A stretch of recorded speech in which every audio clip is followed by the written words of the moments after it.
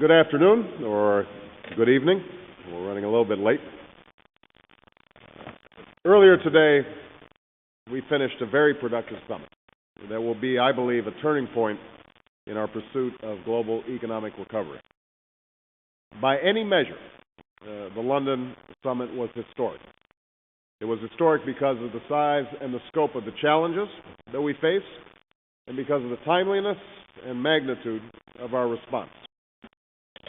The challenge is clear. The global economy is contracting. Trade is shrinking. Unemployment is rising. The international finance system is nearly frozen. Even these facts can't fully capture the crisis that we're confronting, because behind them is the pain and uncertainty that so many people are facing. We see it back in the United States.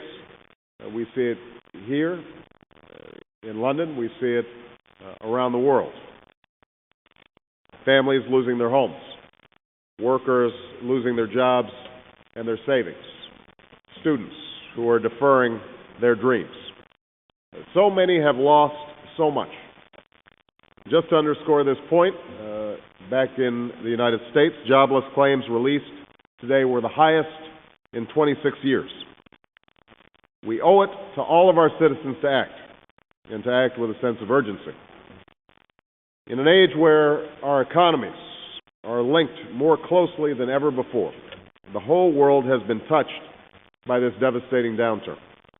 And today, the world's leaders have responded with an unprecedented set of comprehensive and coordinated actions. Now, just keep in mind some historical context. Faced with similar global challenges in the past, the world was slow to act, and people paid an enormous price. That was true in the Great Depression, when nations prolonged and worsened the crisis by turning inward, waiting for more than a decade to meet the challenge together. Even as recently as the 1980s, the slow global response deepened and widened a debt crisis in Latin America that pushed millions into poverty. Today, we've learned the lessons of history. I know that in the days leading up to the summit, some of you in the press, some commentators confused honest and open debate with irreconcilable differences. But after weeks of preparation and 2 days of careful negotiation, we have agreed on a series of unprecedented steps to restore growth and prevent a crisis like this from happening again. Let me outline what I think has been most significant. Number one, we are committed to growth and job creation. All G20 nations have acted to stimulate demand, which will total well over $2 trillion in global fiscal expansion. The United States is also partnering with the private sector to clean out the troubled assets, the legacy assets that are crippling some banks, and using the full force of the government to ensure that our action leads directly to loans to businesses, large and small, as well as individuals who depend on credit. And these efforts will be amplified by our G20 partners, who are pursuing similarly comprehensive programs. We also agreed on bold action to support developing countries so that we aren't faced with declining markets that the global economy depends on. Together, the G20 is tripling the IMF's lending capacity and promoting lending by multilateral development banks to increase the purchasing power and expand markets in every country.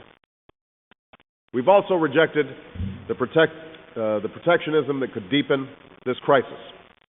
History tells us that turning inward can help turn a downturn into a depression.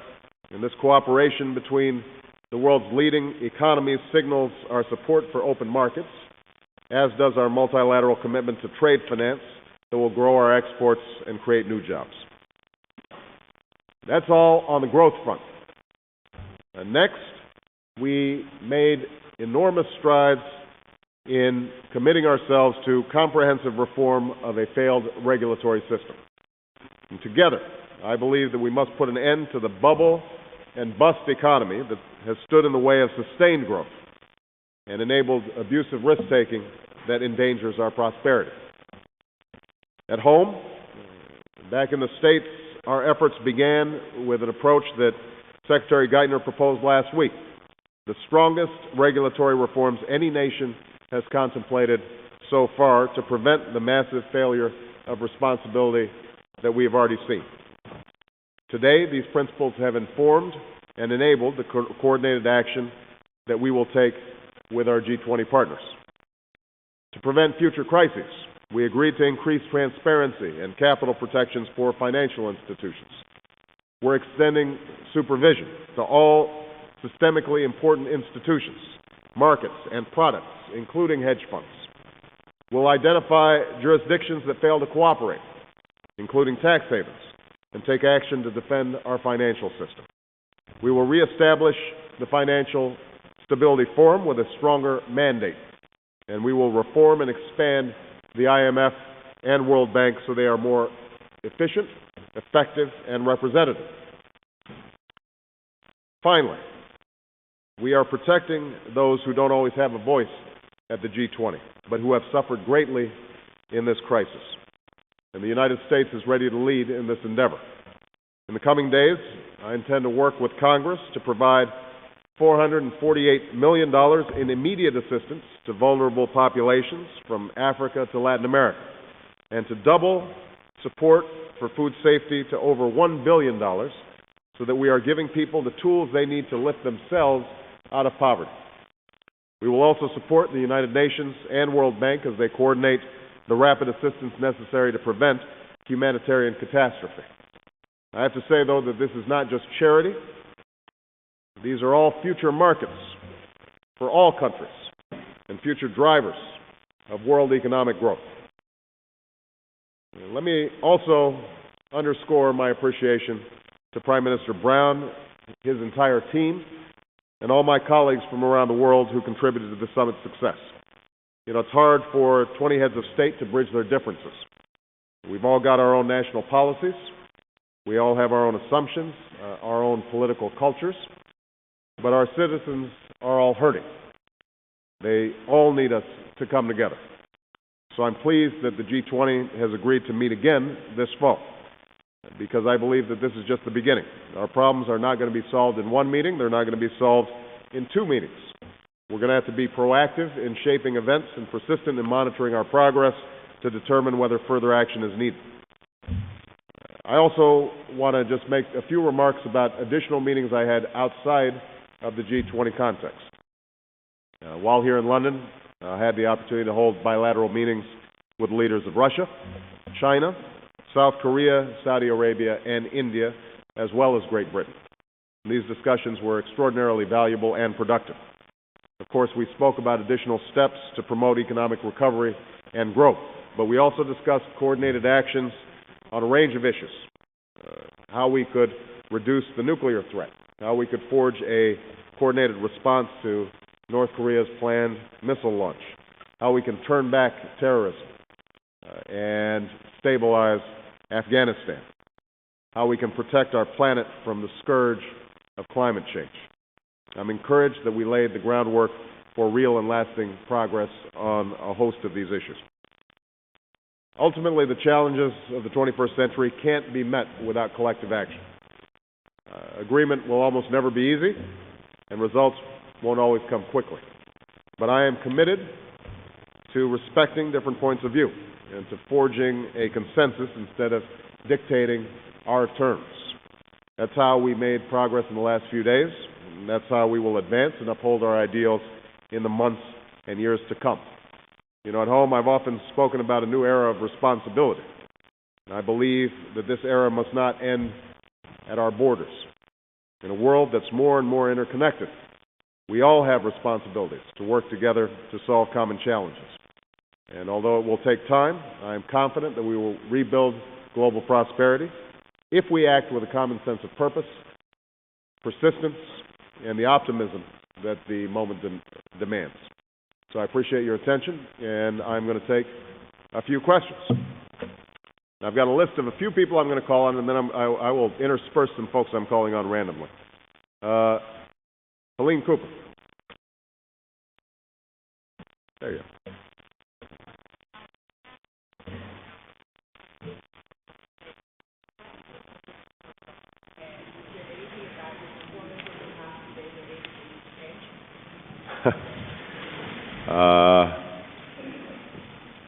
Well, I think we did okay. You know, when I came here, it was with the intention of listening and learning, but also providing American leadership. And I think that the document that has been produced, as well as the concrete actions that will follow, reflect a range of our priorities. We wanted to make sure that we had a strong, coordinated response to growth, and that's reflected in the document and the actions that will be taken. We thought it was important to make sure that we had a strong, coordinated regulatory response.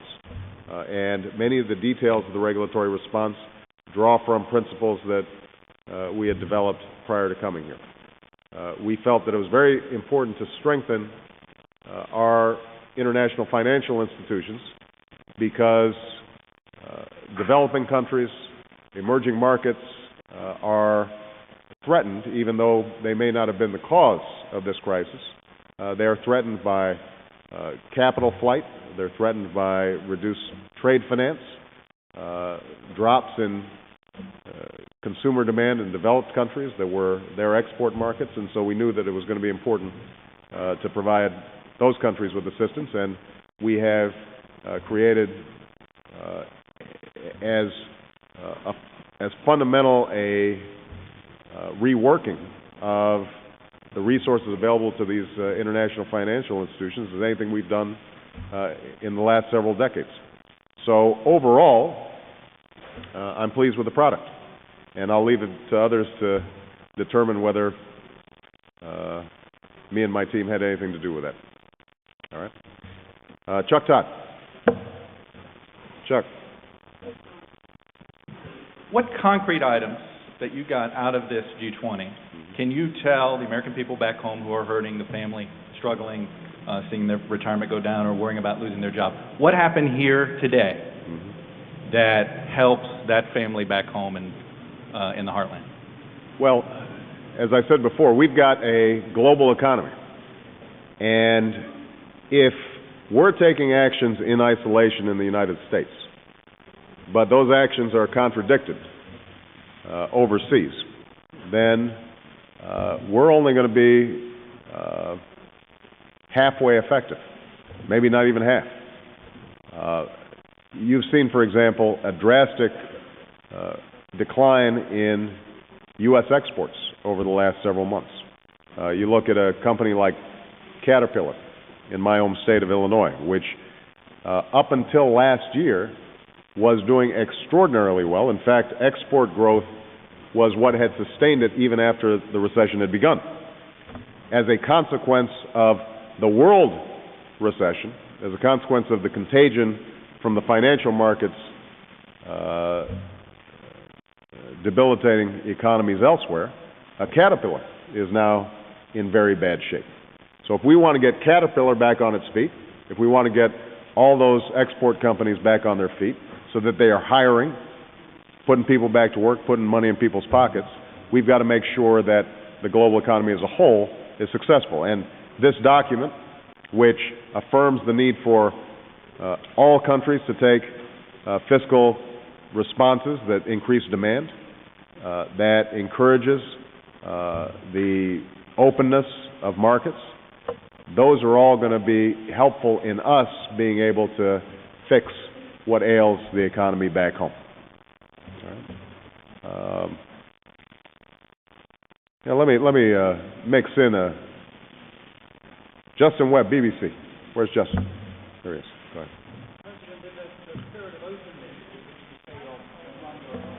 Why don't you get a microphone? So, see, everybody's complaining. I'm sure that's all your fellow British journalists. They're extraordinarily well behaved, Mr. President. In the spirit of openness with which you say you're going to run your administration, could you give us an insight into an area or areas where you came to London wanting something and didn't get it, where you compromised, where you gave something away to achieve the wider breakthrough agreement? Well, I think that if you look at the language of the document, there are probably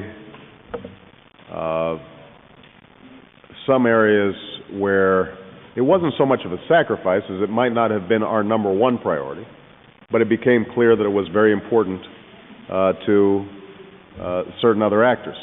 I'd rather not specify what those precise items would be, because this is a collective document. But there's no doubt that each country has its own quirks and own particular issues that a leader may decide is really, really important, something that is non-negotiable for them. And what we tried to do as much as possible was to accommodate those issues in a way that did not hamper the effectiveness of the overall document to address what I think are the core issues related to this crisis. Now, keep in mind,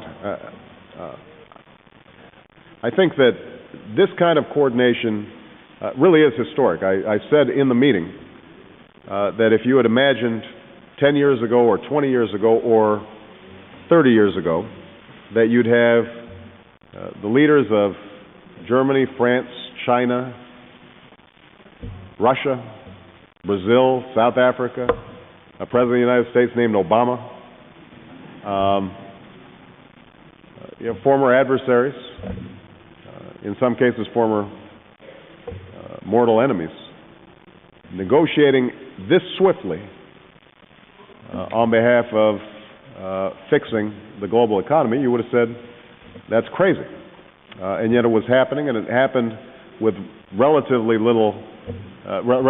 few hiccups.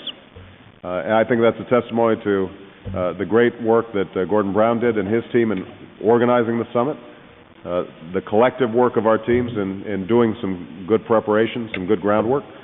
So I'm very proud of what's been done. This alone is not enough. And obviously the actions that each of us take in our individual countries are still absolutely vital. So we have a set of principles, for example, around dealing with systemic risk that I think will be very important in preventing the kinds of financial crisis that we've seen. That does not entirely solve the problem of toxic assets that are still in U.S. banks and certain British banks and certain European banks, and how each individual nation acts to deal with that is still going to be vitally important. How well we execute the respective stimulus programs around the world is going to be very important. The quicker they are, the more effective they are at actually boosting demand, the more all of us will benefit.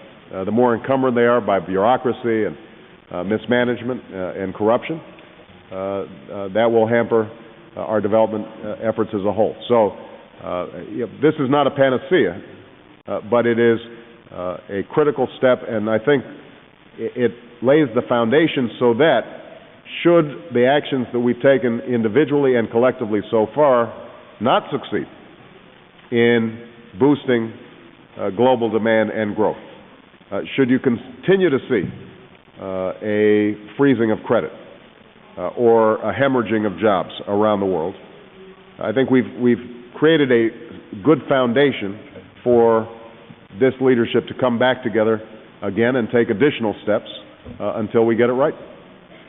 Okay, Michael Scheer. Where's Michael? There we go. Thank you, Mr. President. I wonder if you view this trip that you're on and the actions that you've taken here at the G20 and with the bilateral meetings that you've had as representing a break from the foreign policy of your predecessor. And if so, could you describe where you see and how you see the principles that guide a different view of the world? Well, I didn't accompany President Bush on his various summits, so I don't know how he was operating, and I won't, I won't warrant a guess on that. I can tell you that what I've tried to do since I started running for president and since I was sworn in as president is to communicate the notion that America is a critical actor and leader on the world stage, and that we shouldn't be embarrassed about that, but that we exercise our leadership best when we are listening, when we recognize that the world is a complicated place and that we are going to have to act in partnership with other countries, when we lead by example, when we show some element of humility and recognize that we may not always have the best answer, but we can always encourage the best answer and support the best answer. So I think that's the approach that we've tried to take in our foreign policy since my administration came in. Now we come in at extraordinarily challenging times, and yet I actually think that that calls for this type of leadership even more. But ultimately, we won't know how effective we are until we look back a year from now or 2 years from now or 3 years from now and see if it worked. And what the American people care about, I suspect, is the same thing that the British people care about, and that is, are you putting people back to work? Are businesses growing again? Is business is credit flowing again?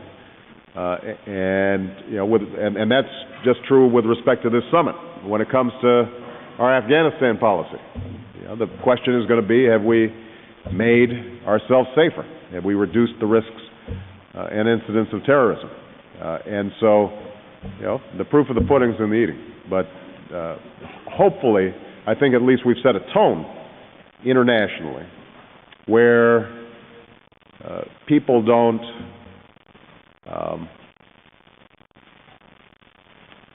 where they give us the benefit of the doubt. They're still going to have their interests, and we're going to have ours. They're going to be tough negotiations, and sometimes we're going to have to walk away from those negotiations if we can't arrive at a common accord. There are going to be real dangers that can't always be talked through and have to be addressed. But at least we can start with the notion that we're prepared to listen and to work cooperatively with countries around the world. All right. Let me sprinkle in another. It's got to be an international person. All right. This young lady right there. Mr. President, Emma Alberici from the Australian Broadcasting Corporation. At the moment, in the US, the UK and in Australia, executive salaries and bonuses are decided in the boardrooms of major publicly listed companies. Who will be making those decisions on salaries and bonuses as a result of the agreement you've made here today? And if it is still the boards, will they be guided by principles or legislation? The principles that we outline, I think, put in place or move us in the direction of what I consider to be best practices, which is that there is some accountability with respect to executive compensation. Now, theoretically, that should be the shareholders, but the way that too many corporations have operated for too long is that you have a CEO who basically selects his board. The board, in a fairly cozy relationship, oftentimes with the executive, hires a executive compensation firm which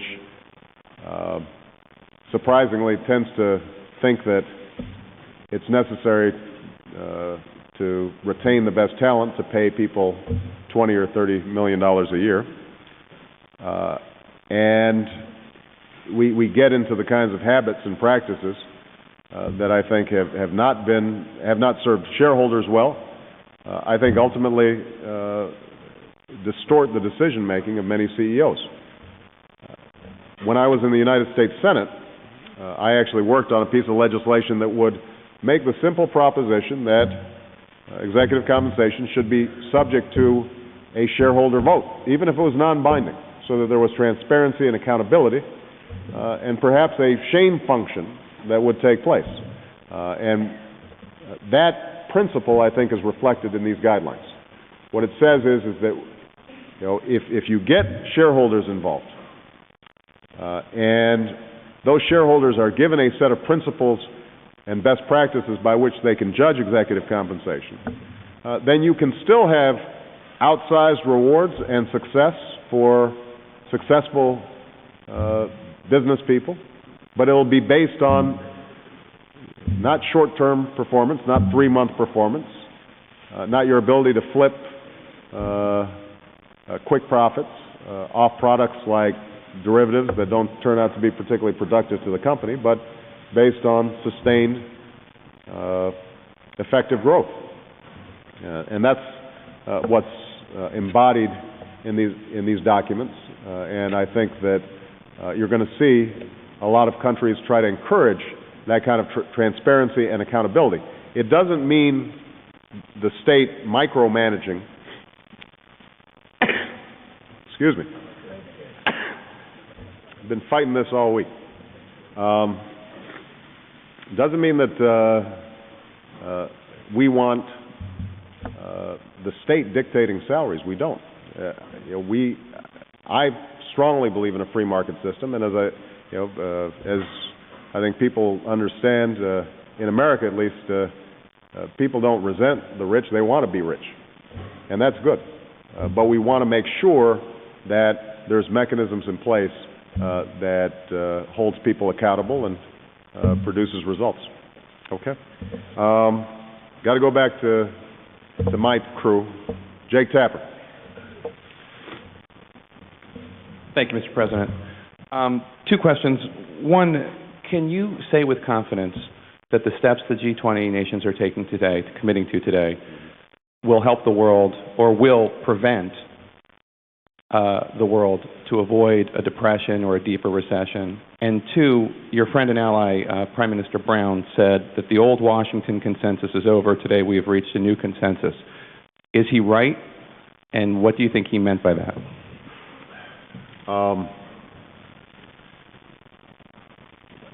In life, there are no guarantees, and economics, there are no guarantees. The people who thought they could provide guarantees, many of them worked at AIG, and it didn't work out so well. So there are always risks involved. I have no doubt, though, that the steps that have been taken are critical to preventing us sliding into a depression.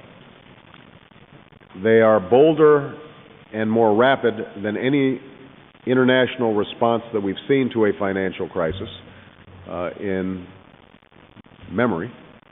And I think that they will have a concrete effect in our ability individually in each nation to create jobs, save jobs that exist,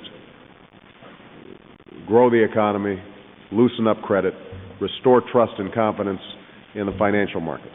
So these steps, another way of putting it is, I think the steps in the communique were necessary. Whether they're sufficient, we've got to wait and see. I'm actually confident, though, that given the common commitment in the United States and in the other G20 countries to act rapidly and boldly, that if we see other inklings of panic in the marketplace or things unwinding, that this group once again will respond as needed. So I guess maybe just to use an analogy that was used several times in this meeting, an analogy that I've used in the past, you've got a sick patient. I think we applied the right medicine. I think the patient is stabilized. There's still wounds that have to heal. And, there's still,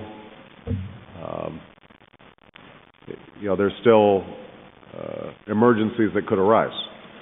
But I think that you've got some pretty good care being applied. You had a second follow-up question?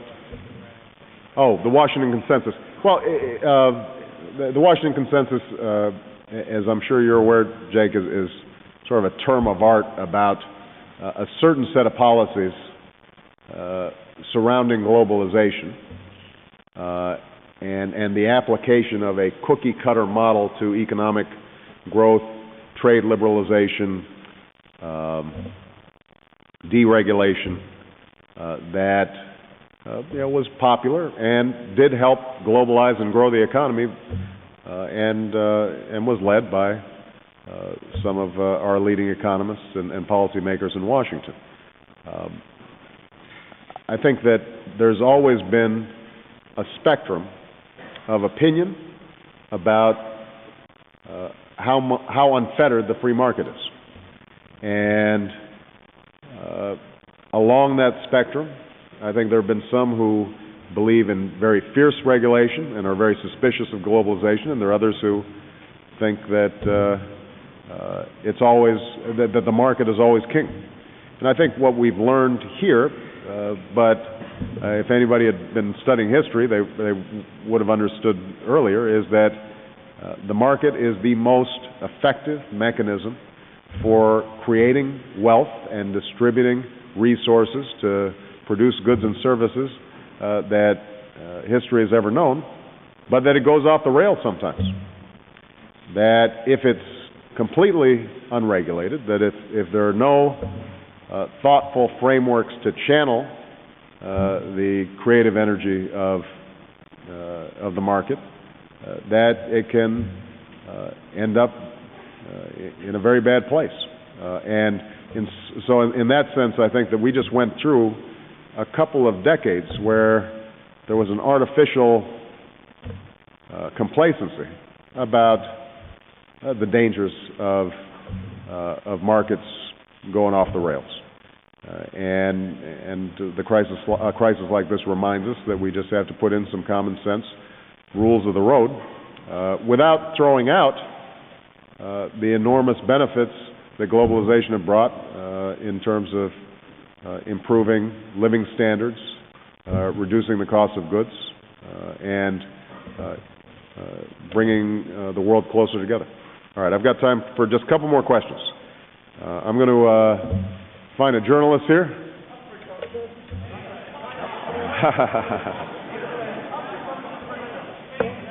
All right.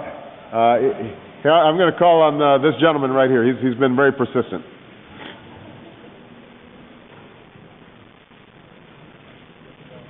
Excuse me, Richard Yang of China Central Television. Since the world leaders have been talking about increasing the voice and voting rights of developing countries, I would like to ask two questions instead of just one. First one, on behalf of China. I may choose which one I want to answer. Of course. That's always the danger of asking two questions. First one, you've had a very fruitful meeting with our president. And during the Clinton administration, U.S.-China relationship was characterized in Clinton's words, strategic, constructive partnership. During the Bush era, it was the catchphrase was, quote-unquote, stakeholder.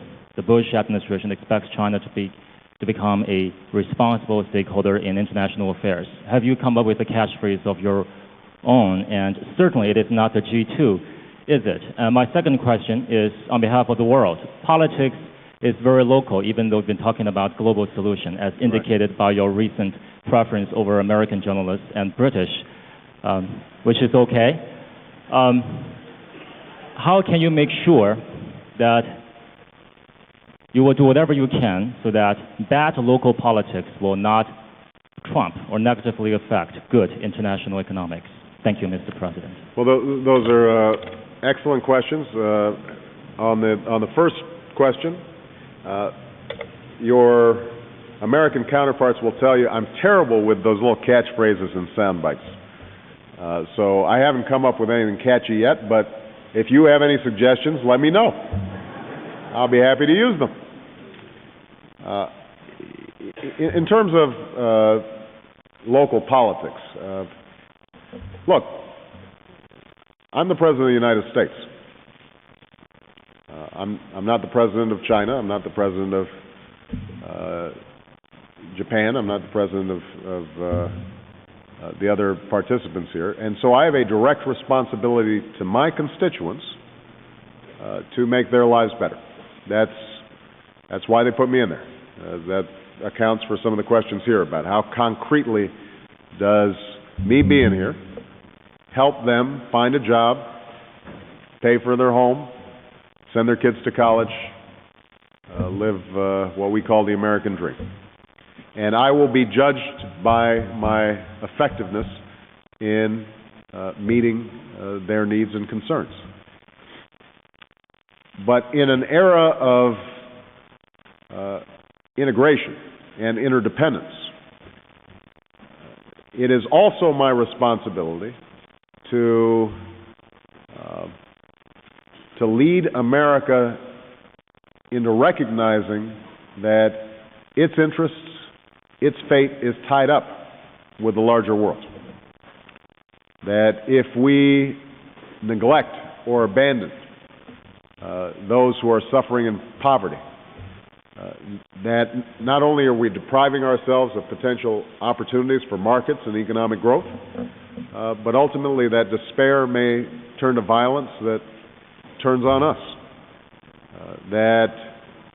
Unless we are concerned about the education of all children and not just our children, not only may we be depriving ourselves of the next great scientist who's going to find the next new energy source that saves the planet, but we also may make people around the world much more vulnerable to anti-American propaganda.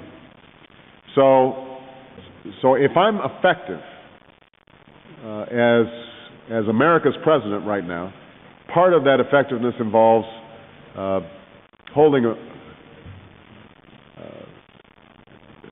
providing Americans insight into how their self-interest is tied up with yours. And that's an ongoing project because it's not always obvious. And there are going to be times where short-term interests are going to differ.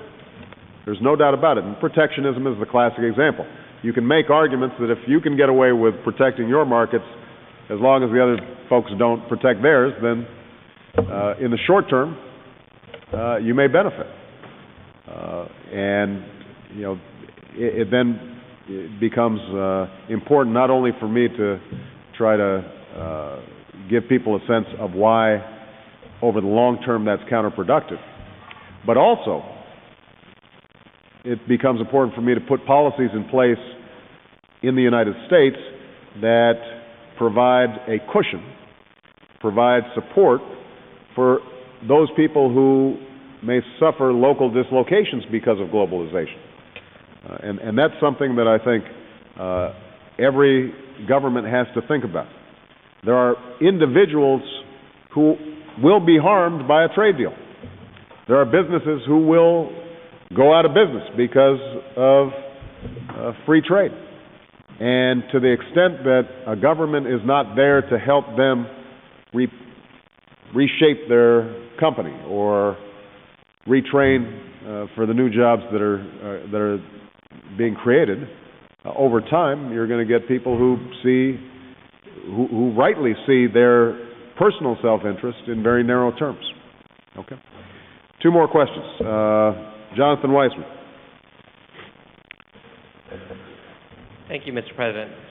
During the campaign, you often spoke of a diminished power and authority of the United States over the last decade. This is your first time in an international summit like this, and I'm wondering what evidence you saw of what you spoke of during the campaign. And specifically, is the declaration of the end of the Washington Consensus evidence of the diminished authority that you feared was out there? Well, first of all, during the campaign, I did not say that some of that loss of authority was inevitable. I said it was traced to very specific decisions that the previous administration had made that I believed had lowered our standing in the world. Now, that wasn't simply my opinion. That was, it turns out, the opinion of many people around the world. I would like to think that with my election and the early decisions that we've made, that you're starting to see some restoration of America's standing in the world. Although, as you know, I always mistrust polls, international polls seem to indicate that you're seeing people more hopeful about America's leadership. Now, we remain the largest economy in the world by a pretty significant margin. We remain the most powerful military on earth. Our production of culture, our politics, our media still have, I didn't mean to say that with such scorn, guys. You know I'm teasing. Still has enormous influence. And so I do not buy into the notion that America can't lead in the world. I wouldn't be here if I didn't think that we had important things to contribute. I just think in a world that is as complex as it is, that it is very important for us to be able to forge partnerships as opposed to simply dictating solutions. Just to try to crystallize the example, there's been a lot of comparison here about Bretton Woods. Oh, well, last time you saw the entire international architecture being remade. Well, if it's just Roosevelt and Churchill sitting in a room with a brandy, that's an easier negotiation. But that's not the world we live in, and it shouldn't be the world that we live in. And so that's not a loss for America. It's an appreciation that Europe is now rebuilt and a powerhouse. Japan is rebuilt, is a powerhouse. China, India, these are all countries on the move. And that's good. That means there are millions of people, billions of people, who are working their way out of poverty.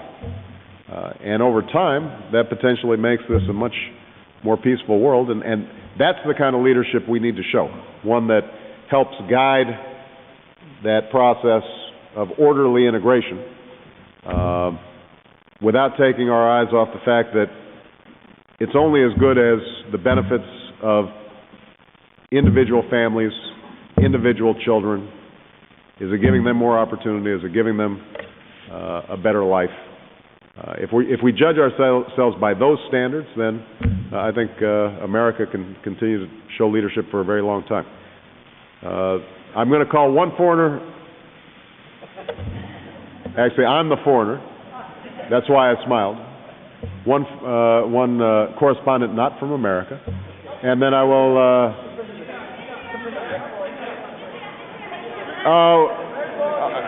We're not doing bidding here. Come on. But I also want to make sure that I'm not showing gender bias. So this young lady right here, not you, sir. I'm sorry. Go ahead. Hi, Mr. President. How are you? Thank you for choosing me. I'm very well. I'm Simrat from the Times of India. Wonderful. You met with our Prime Minister Manmohan Singh. What is America doing to help India tackle terrorism emanating from Pakistan? Well, first of all, your Prime Minister is a wonderful man.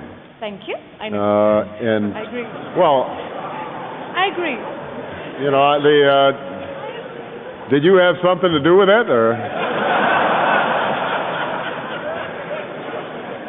you seem to kind of take credit for it a little bit there. Really proud of him. Of course, you should be proud of him. I'm teasing you. I think he's a very wise and decent man, and has done a wonderful job in guiding India, even prior to being Prime Minister, along a path of extraordinary economic growth that is a marvel, I think, for all the world. We did discuss the issue of terrorism, and we discussed it not simply in terms of terrorism emanating from Pakistan, although obviously we are very concerned about extremists and terrorists who have made camp in the border regions of Pakistan as well as in Afghanistan. But we spoke about it more broadly in terms of how we can coordinate effectively on issues of counterterrorism. We also spoke about the fact that in a nuclear age, at a time when perhaps the greatest enemy of both India and Pakistan should be poverty, that it may make sense to create a more effective dialogue between India and Pakistan. But obviously, we didn't go in depth into those issues. We talked about a whole range of other issues related to, for example, energy, and how important it is for the United States to lead by example in reducing our carbon footprint so that we can help to forge agreements with countries like China and India that on a per capita basis have a much smaller footprint and so justifiably chafe at the idea that they should have to sacrifice their development for our efforts to control climate change, but also acknowledging that if China and India, with their populations, had the same energy usage as the average American, then we would have all melted by now. And so that was a very interesting conversation that I will be pursuing not just with India, but hopefully with China and with other countries around the world. In some ways, our European counterparts have moved more quickly than we have on this issue. But I think even the Europeans have recognized that it's not easy. It's even harder during times of economic downturn. And so we're going to have to combine the low-hanging fruit of energy efficiency with rapid technological advances. And to the extent that in some cases we can get international cooperation and pool our scientific and technical knowledge around things like developing coal sequestration, for example, that can be extremely helpful. Okay? I'm going to call on my last American correspondent, Chip. And Chip, my heart goes out to you. Thank you. Thank you very much, Mr. President. I appreciate that. I just heard about that. Really do. Certainly there is a lot of sentiment in G20 countries that the United States was a major cause of the global economic meltdown. To what degree did that topic come up in your discussions? Did it make it difficult for some countries to accept advice from the United States when they blame the United States and its economic system for causing this in the first place? And how do you respond to people who do blame America? Well, you know, I don't think that I think my colleagues in the G20 were extraordinarily gracious about my participation. I think that they continue to express the desire to work with America, admiration about many things American. There were occasional comments, usually wedged into some other topic, that indicated from their perspective that this started in America, or this started on Wall Street, or this started with particular banks or companies. Perhaps what helped was my willingness to acknowledge that, and it's hard to deny, that some of this contagion did start on Wall Street. As I've said back home, as I've said in public, and as I would say in private, we had a number of firms that took wild and unjustified risks. We had regulators that were asleep at the switch, and it has taken an enormous toll on the U.S. economy and has spread to the world economy. Now, I think that part of the reason people didn't give me too hard a time is because if you look at European banks or Asian banks, that they've had their own issues, both in the past and in the future. And I think there was a very constructive discussion about the fact that given global financial flows, that unless we've got much more effective coordinated regulatory strategies, supervision, standards, that these problems will appear again. Money can move around the globe in a second, and it will seek out the highest returns, and if those highest returns end up being built on a house of cards, then we're going to be seeing another threat to the world financial system, wherever that house of cards might be. And so overall, I think there was an extraordinarily constructive approach among all the leaders. I was very impressed with them. I'm very grateful to them.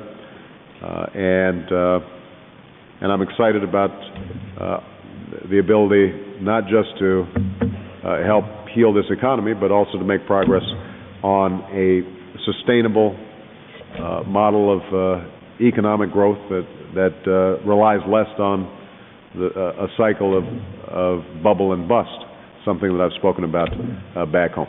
All right? Thank you, everybody. Appreciate it.